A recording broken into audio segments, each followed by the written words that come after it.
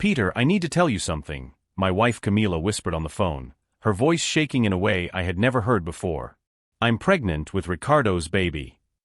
I stopped signing the $200 million contract on my desk and felt the blood drain from my veins. Ricardo. My cousin. The same guy who called me every week asking to borrow money, saying he was broke after his divorce. I want a divorce, Peter. And I'm taking half of everything you have, she continued, now more firmly. Ricardo told me you're the heir to Brooks Industries. We're going to leave this town and start a new life with your family's money. I should have been in shock. I should have been screaming, breaking things, feeling my world collapse. But all I could do was laugh softly as I looked out the window of my office on the 32nd floor, watching Atlanta stretch out endlessly below me. Because Camila and Ricardo had no idea what they were getting themselves into. My name is Peter Brooks, I'm 34 years old, and I just found out that my wife is cheating on me with my cousin because of a misunderstanding that is going to cost us both dearly. They think Ricardo is stealing the billionaire heir to Brooks Industries. The problem is, Ricardo has no idea who really runs this company. I grew up watching my mother struggle to keep our small bakery afloat in a working-class neighborhood in Atlanta. She worked 18 hours a day, 7 days a week, to give me a decent education. Meanwhile, Ricardo grew up in my aunt and uncle's house, always getting everything handed to him on a silver platter, never having to work hard for anything. When I graduated with a degree in business administration with a concentration in corporate finance, my mother said something I've never forgotten. Peter, people who are born with a silver spoon in their mouth never learn to value what they have. But you, my son, you know the value of every penny. It was that mindset that led me straight to Brooks Industries 8 years ago, starting as a junior financial analyst. The company was a powerhouse in the construction and real estate development industry, bringing in billions annually and employing over 15,000 people across the southeastern United States. Eleanor Brooks, the matriarch of the family and founder of the company, took notice of me in my first few weeks. She was 70 years old, with a razor-sharp mind and zero patience for incompetence. During a board meeting, when I presented an analysis that would save $3 million on a shopping mall project, she looked at me over her glasses and said, "This kid knows business." It was Eleanor who promoted me quickly, who taught me the secrets of the industry, and who eventually introduced me to her granddaughter, Camila Brooks. Camila was everything I didn't expect from the heiress to a multi-billion-dollar fortune. Sweet, seemingly simple, always talking about how she wanted a normal life away from the spotlight of her family's wealth. She said she felt suffocated by expectations and dreamed of a marriage based on love, not family contracts or corporate alliances. I fell completely in love with that version of her. What I didn't realize at the time was that Camila was a master at appearing helpless. While I climbed the corporate ladder through sheer merit, working weekends, coming up with innovative solutions, consistently increasing profits, she watched from the sidelines, allowing me to become indispensable to Brooks Industries. Eleanor made me executive director 2 years after our wedding. "Peter," she said on the day of the promotion, "you're not just the son-in-law I would choose for Camila. You're the successor I've always dreamed of for my company." But there was one detail that even Eleanor didn't know at the time. Camila had begun to find our life boring. She complained that I worked too much, that we never traveled, that our routine was predictable. What she really meant was that I wasn't the rich, idle playboy she imagined a successful executive should be. That's where Ricardo came into the story. My cousin always had a knack for showing up at the right time. Divorced, broke, but still maintaining that superficial charm that impressed naive people. When he started hanging out at our house, always with a sad story about his financial difficulties, I genuinely tried to help. I lent him money, offered him professional contacts, even tried to get him a job at the company. But Ricardo was allergic to honest work. He preferred quick schemes, always looking for a way to get rich without effort. And apparently, he thought Camila was exactly that. If you're enjoying this story of betrayal, ambition, and billionaire misunderstandings, don't forget to subscribe to the channel to find out how this revenge will unfold. Because while Ricardo thought he was winning over the wife of a rich heir, and Camila was planning how to divide a fortune she thought I would inherit, neither of them knew that I already controlled much more power than they could have imagined. And when they discovered the truth about who really ran Brooks Industries, it would be too late to turn back. The line was still open. Camila waited for a response, probably anticipating tears or desperate pleas. But all she heard was my calm voice. "See you tomorrow to discuss the details of the divorce, Camila. I have a surprise for both of you." The call ended, and I stood in my office, staring at the contracts scattered across my desk. $200 million in real estate development awaiting my final signature. Projects that would employ thousands of people, that would transform entire neighborhoods in Atlanta. And meanwhile, Camila and Ricardo thought they were orchestrating the con of the century. Ricardo had always been the unlucky cousin in the family. 3 years older than me, he grew up believing that charm and smooth talk would make up for a lack of discipline and hard work. As a teenager, while I delivered newspapers at 5 in the morning to help my mother, Ricardo was spending his parents' allowance on designer clothes and dates with girls. When we met again 2 years ago, after almost a decade without contact, he was divorced and broke. His ex-wife had kept the house, the car, and half of the investments he had lost in get-rich-quick schemes. Ricardo showed up at my door with a dramatic story about how he needed to start his life over. I felt sorry for him. Genuinely. I offered him $15,000 to get back on his feet. Then it was another $10,000 for an investment opportunity he couldn't pass up. Then another $5,000 for a medical emergency. Always with promises of repayment that never materialized. But Ricardo was smart about one thing: observing and mapping opportunities. During his frequent visits to our home, he studied our dynamics, our routine, our lifestyle. And he came to a completely wrong conclusion about my position at Brooks Industries. To him, I was just a lucky son-in-law who had married into money. An ordinary guy who had gotten lucky with a billionaire heiress and now lived off his wife's family allowance. He saw the late-night meetings, the urgent phone calls, the weekends spent working, and interpreted it all as theater, as if I were just pretending to be important to impress Eleanor Brooks. "Peter has always been the goody-goody of the family," he once said to Camila, not knowing I was listening from the kitchen. "But let's face it, Camila. You're the real prize here. Your grandmother built an empire. You've got Brooks blood running through your veins." Camila laughed that sweet laugh that once made me fall in love with her. "My grandmother loves Peter. She says he has business acumen. But you're right, Ricardo. In the end, family is family." It was at that moment that I understood the trap they were setting for me. Camila had always resented her family's expectations. She grew up knowing she would inherit billions, but she would also inherit immense responsibilities. Eleanor Brooks didn't raise spoiled grandchildren, she raised successors. Camila had taken business classes since she was 16, spent summers working on construction sites, and learned to read financial statements before she even finished high school. But Camila hated it all. She wanted freedom, adventure, the ability to spend money without thinking about consequences or legacies. When we got married, she believed she had found the perfect solution: a competent husband who would take care of business while she finally lived the carefree life she had always dreamed of. The problem was that I took business too seriously for her liking. Ricardo offered her a tempting alternative: if she divorced me and took half of my assets, which in his distorted view, included a significant stake in Brooks Industries, she would have complete freedom and enough resources to live as she pleased. And he, of course, would be there to help her manage her new fortune. It was a brilliant plan.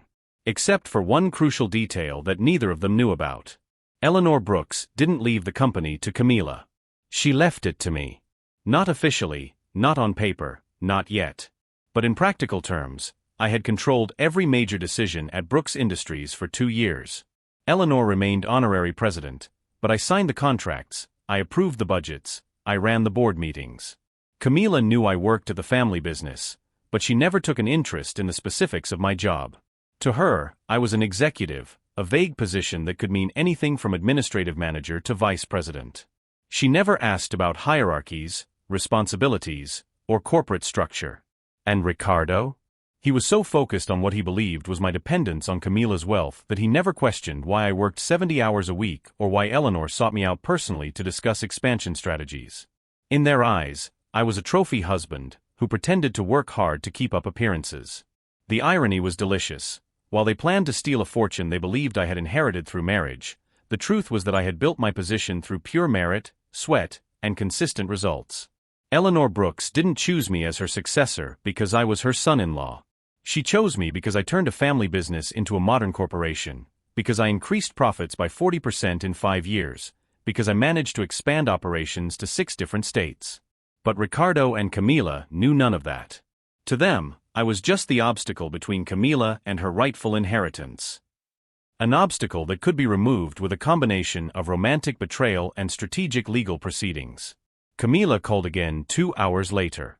"Peter, I forgot to mention something," she said, her voice now laden with a confidence that made me smile. "Ricardo said you'll probably try to complicate the divorce. But my lawyer assured me that, as the direct heir to Brooks Industries, I have specific rights to the marital assets." "Interesting," I replied, leafing through the quarterly financial report. "And which lawyer recommended that strategy?" "The best divorce lawyer in Atlanta. Marcus Stevenson. He's handled billionaire breakups. He said my case will be simple." Marcus Stevenson. I knew the name. A competent lawyer who specialized in high-profile cases involving family fortunes. Probably an excellent professional for conventional cases. Unfortunately for Camila, this would not be a conventional case. "See you tomorrow then, Camila. Bring Ricardo along. I'm sure he'll want to follow the negotiations closely." "Of course he'll be there, Peter. After all, Ricardo understands business better than you do. He'll help me make sure I get exactly what I deserve." I hung up the phone and opened the bottom drawer of my desk, where I kept the most important Brooks Industries documents. Corporate bylaws, succession agreements, executive management contracts. Documents that would show, very clearly, who really controlled the billions that Camila and Ricardo believed they were stealing. Tomorrow's meeting would be educational for everyone involved. The meeting was scheduled for 2 o'clock the following afternoon in Marcus Stevenson's office. But at 9 in the morning, Camila was already calling with more important details about our divorce. "Peter, I forgot to tell you that Ricardo did some research on Brooks Industries," she said, her voice laden with a confidence that made me question whether she was really the same shy woman I had met 5 years ago. "He found out that your position in the company may not be as solid as we thought." "Interesting. Ricardo doing research. And what exactly did he find out?" I asked, feigning concern as I signed off on an $80 million shopping center project. "Well, Brooks Industries is technically a family-owned company controlled by my grandmother. And you're just an employee, Peter. A very well-paid employee, of course, but still an employee." She paused, letting the information sink in. Ricardo explained that in the divorce, I would be entitled to the marital assets, but I could also claim a stake in the management of the family business, since I am the true heir. Ricardo had done his homework. To a point. "I see," I replied calmly. "And Eleanor? Did her grandmother agree with this interpretation of the corporate structure?" Silence on the other end of the line. A silence that lasted long enough for me to know that neither Camila nor Ricardo had talked to Eleanor Brooks about their brilliant plans. "We haven't discussed the details with Grandma yet," Camila admitted, her voice losing some of its previous confidence. "But Marcus said that legally, my position as direct heir gives me specific prerogatives." Marcus Stevenson was giving advice based on incomplete information. Very incomplete. The truth about my relationship with Eleanor Brooks was something Camila had never been interested in fully understanding. To her, I was the hard-working son-in-law who impressed her grandmother with his dedication and competence. She didn't know that Eleanor had spent the last 2 years meticulously preparing me to take over the company. Eleanor Brooks didn't build a multi-billion-dollar empire by being sentimental about family ties. She built it by coldly evaluating competence, vision, and determination. And after watching Camila squander learning opportunities throughout her adult life, while I turned every challenge into exponential growth, she had made a very clear choice about the future of Brooks Industries. A choice that was documented in succession agreements that neither Camila nor Ricardo knew existed. "Peter, are you still there?" Camila asked, interpreting my silence as concern. "I'm here, Camila. Just processing all this." "Look, I don't want to be cruel to you," she continued, now adopting an almost maternal tone. "I know this must be scary. You've built your identity around working for my family's company. But it's time to face reality. You're a talented employee, nothing more." Talented employee. If she knew that I had signed contracts worth $500 million in the last week without consulting anyone, she might have rethought that classification. "What about Ricardo?" I asked. "What exactly is his role in this new family structure?" "Ricardo will help me manage my inheritance properly," she replied without hesitation. "He has experience in investing and understands how to maximize returns. Something you've never been able to do right, Peter." You've always been too conservative, too cautious. Ricardo thinks big. Ricardo thinks big. The same Ricardo who had lost $70,000 in a pyramid scheme the year before. The same one who asked me to lend him $5,000 last week to pay the rent on a one-bedroom apartment in a suburb of Atlanta. But apparently, in Camila's distorted perception, these financial failures were evidence of entrepreneurial vision. Camila, can I ask you a personal question? I interrupted her plans for corporate reorganization. Sure. When exactly did you and Ricardo become romantically involved? Another silence. Longer this time. Does that matter now, Peter? The important thing is that we've discovered we have a real connection. Something you and I lost long ago. Just curious about the timeline, I insisted. Was it weeks? Months? A few weeks, she admitted reluctantly. But Peter, it wasn't planned. It just happened. Ricardo understands my frustrations with our marriage in a way you never did. A few weeks. Coincidentally, a few weeks ago, Ricardo had asked me about specific details of Brooks Industries' financial structure. Questions that at the time seemed like casual curiosity, but now took on a new perspective. He had identified Camila as his winning ticket, and calculated exactly how to seduce her with promises of a more exciting and prosperous life. And Camila, bored with the responsibility and discipline that a real marriage demanded, had taken the bait hook, line, and sinker.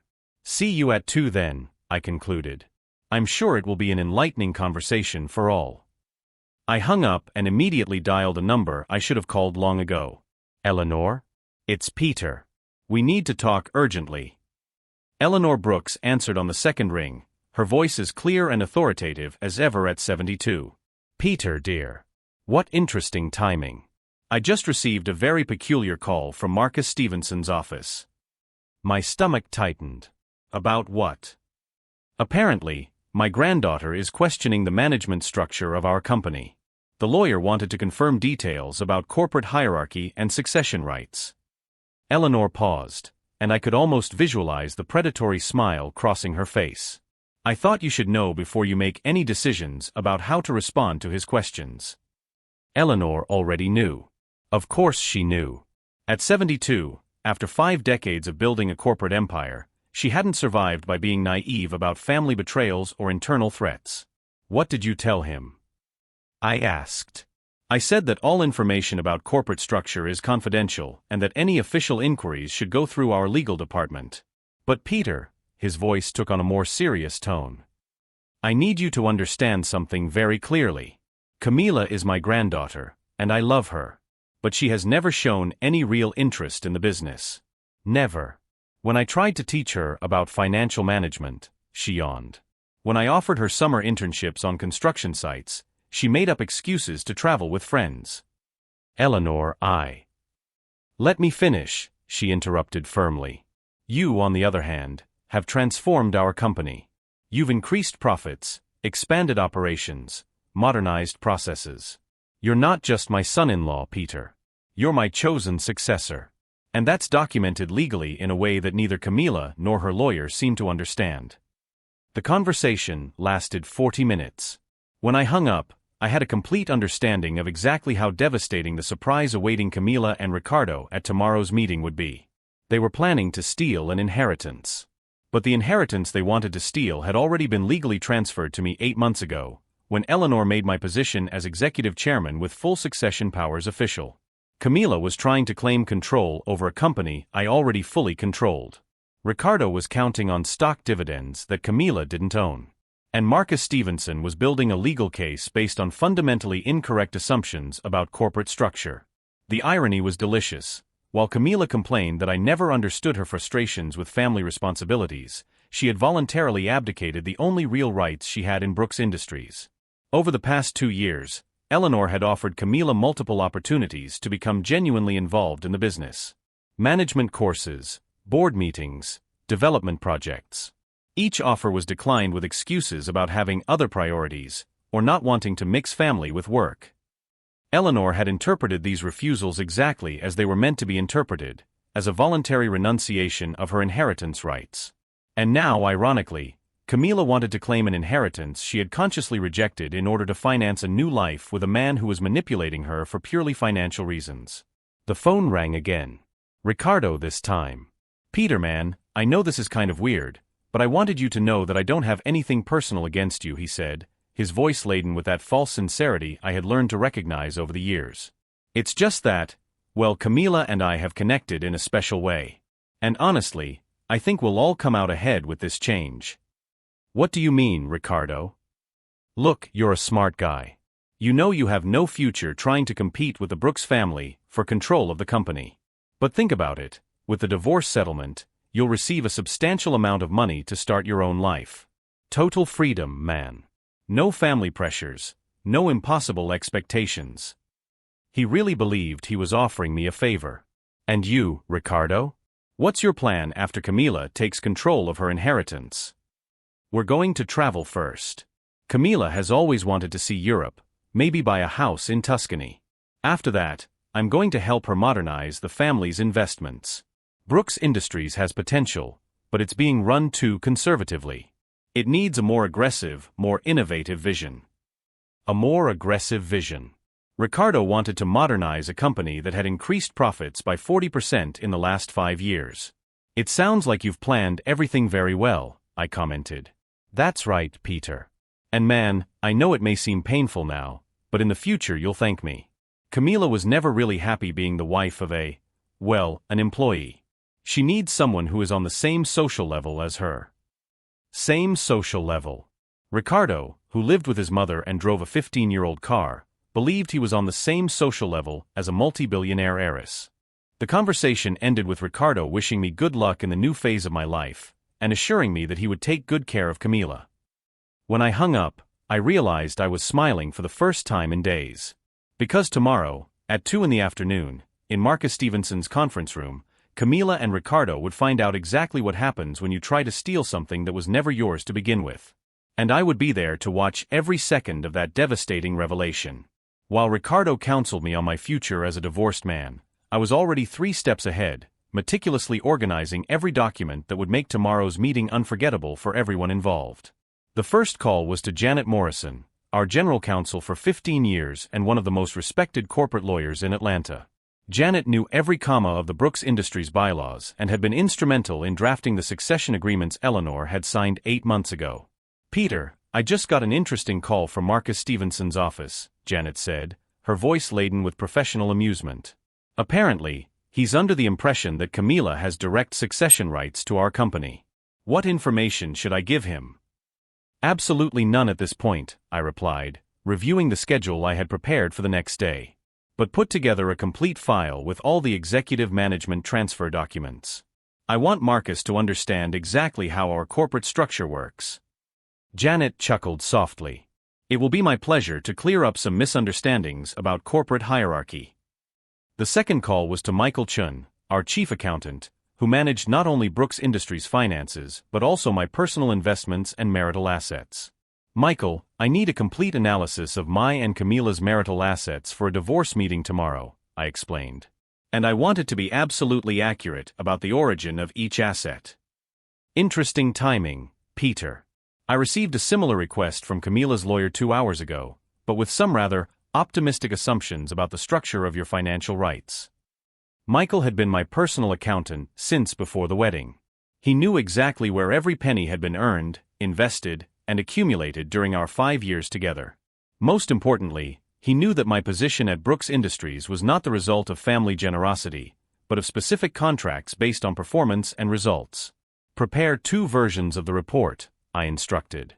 "One based on the assumptions her lawyer is likely using, and another based on legal reality." The difference between those 2 versions would be devastating to Camila and Ricardo's plans.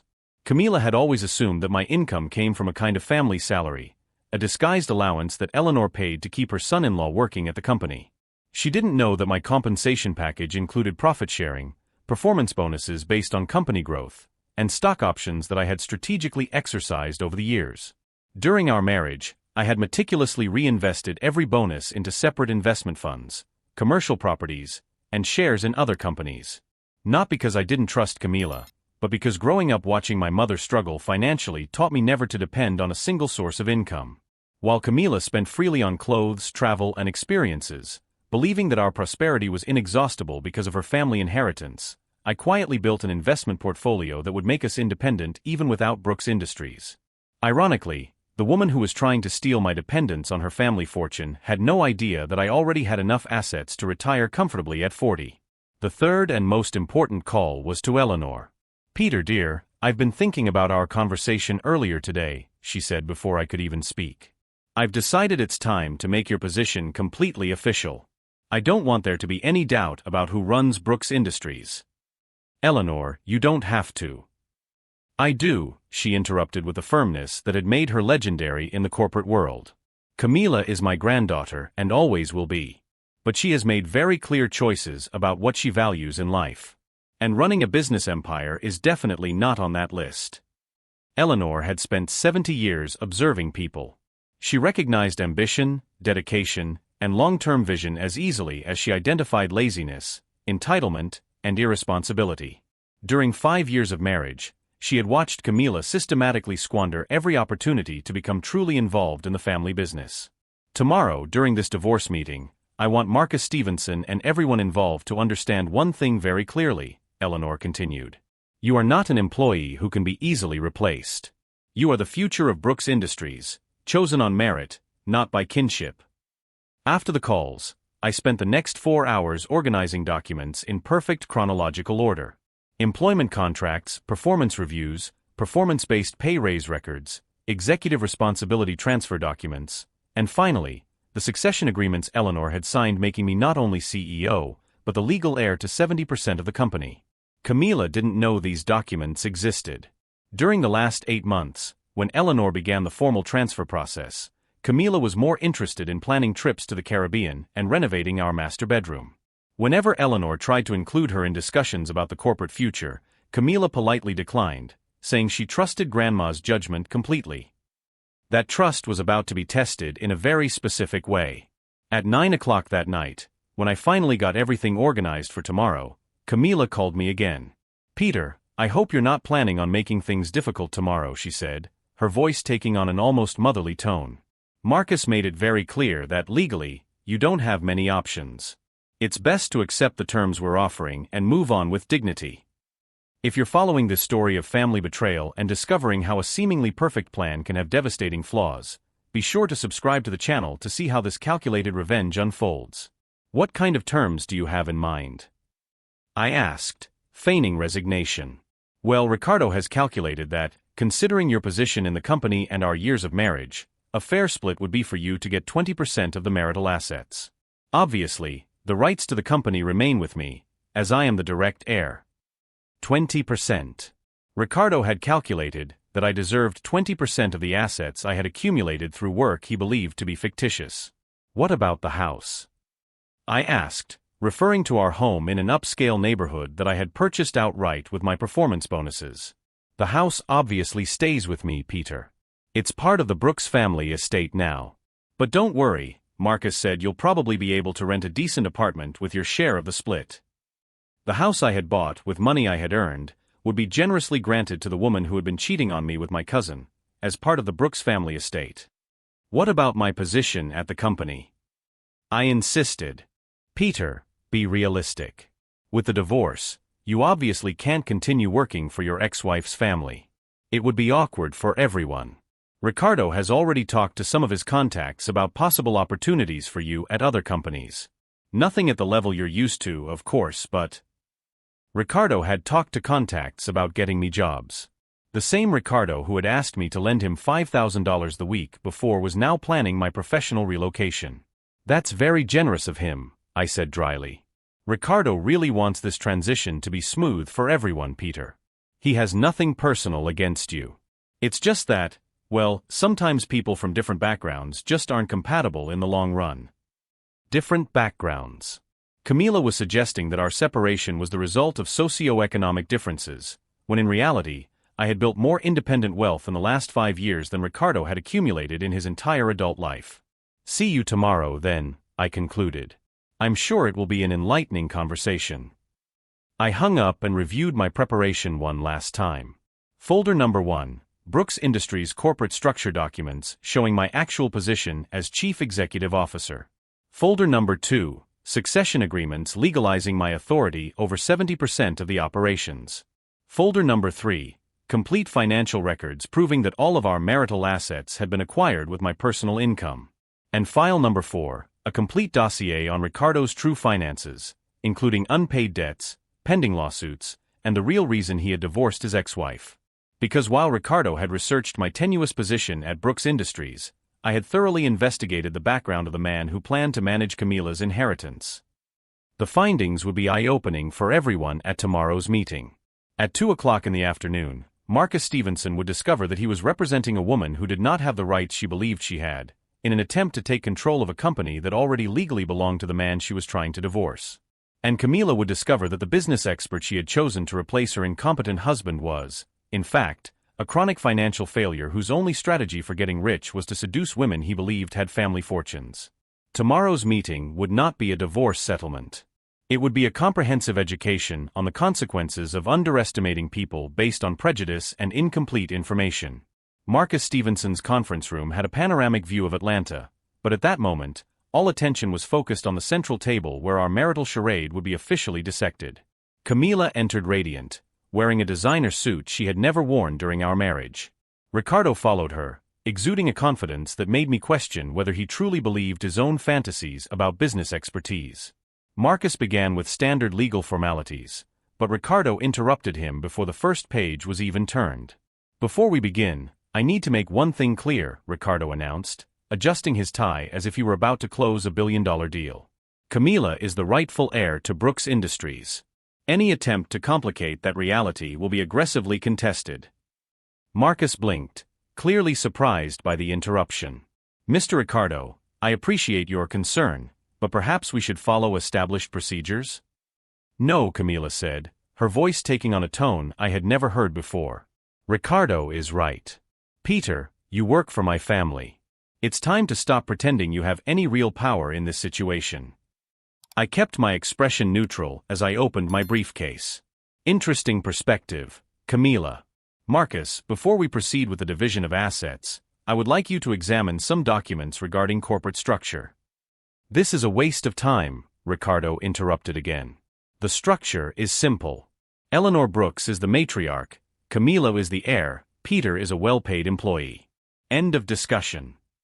"Ricardo," I said calmly, "you've done a lot of research on my position in the company.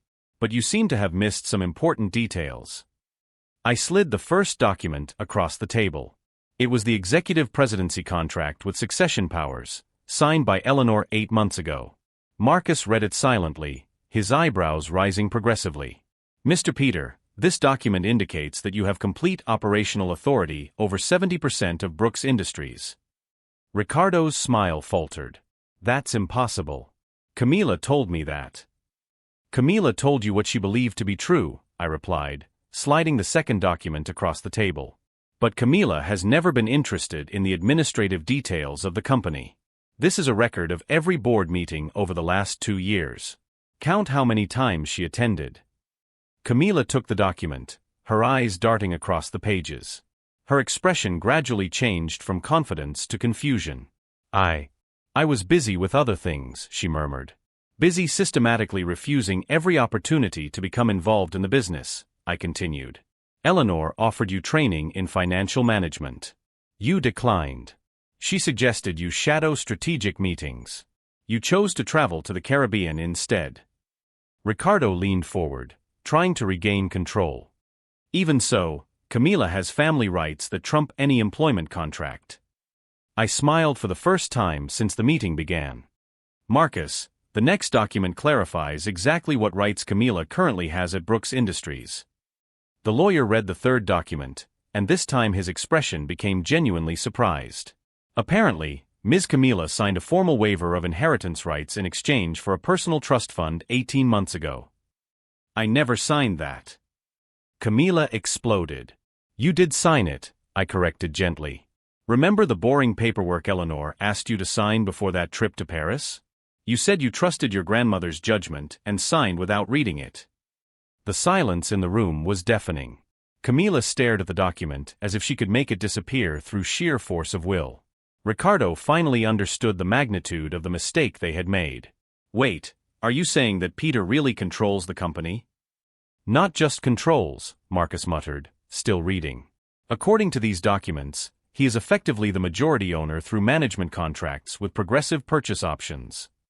That means, I concluded, observing the devastated expressions on both their faces, that you plan to steal an inheritance that Camila voluntarily gave up to be with a man who already has exactly what you wanted to take. The irony was perfect. Ricardo had seduced Camila believing she was his ticket to $1 billion fortune. Camila had betrayed a stable marriage for promises of financial freedom with a business expert. And now they were both discovering that I already owned the company they had planned to take over through manipulation and betrayal. Now, Marcus said, clearly fascinated by the turn of events, can we discuss the actual division of marital assets? Marcus's analysis of our marital assets lasted 40 minutes of absolute embarrassment for Camila and Ricardo. Every property, every investment, every penny had been acquired with my personal income. The house Camila claimed as Brooks family property was registered in my name, purchased entirely with performance bonuses I had earned years before we were married. So you're telling me that Peter owns everything? Camila asked, her voice reduced to a whisper. Technically yes, Marcus replied, clearly fascinated by the complete reversal of events. And considering that the separation was caused by documented adultery. Ricardo tried one last desperate gambit. But what about my rights as Camila's partner? I invested time in this relationship. I couldn't help but laugh. Ricardo, you invested 3 weeks seducing my wife based on completely false information. That does not constitute a business partnership. The meeting ended with Camila signing an agreement that guaranteed her only the trust fund Eleanor had set up years ago, the same one she had dismissed as insignificant.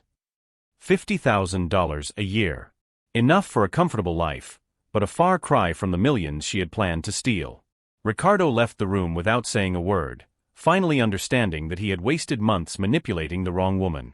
6 months later, I heard that they had ended their relationship when Camila's money ran out faster than Ricardo had expected. She moved back in with Eleanor, who welcomed her with love but also with very clear boundaries about responsibilities and expectations. Ricardo? Last I heard, he was trying to seduce the widow of a real estate agent in Savannah. Some people never change. As for me, I discovered that managing a multi-billion-dollar company is infinitely simpler than managing a marriage based on mutual misunderstandings. Eleanor made my position as CEO official the week after the divorce, and we've spent the last few months expanding operations into 3 new states. Brooks Industries isn't just more profitable now, it's more ethical, more innovative, and offers better conditions for our 15,000 employees. Turns out that leading based on actual merit produces superior results to leading based on inherited privilege. I've learned that underestimating people based on preconceptions is a costly mistake. Camila saw me as a dependent employee, because she couldn't imagine someone from a humble background building real success. Ricardo considered me an easy obstacle because he confused hard work with weakness. They both discovered that genuine competence always trumps superficial manipulation.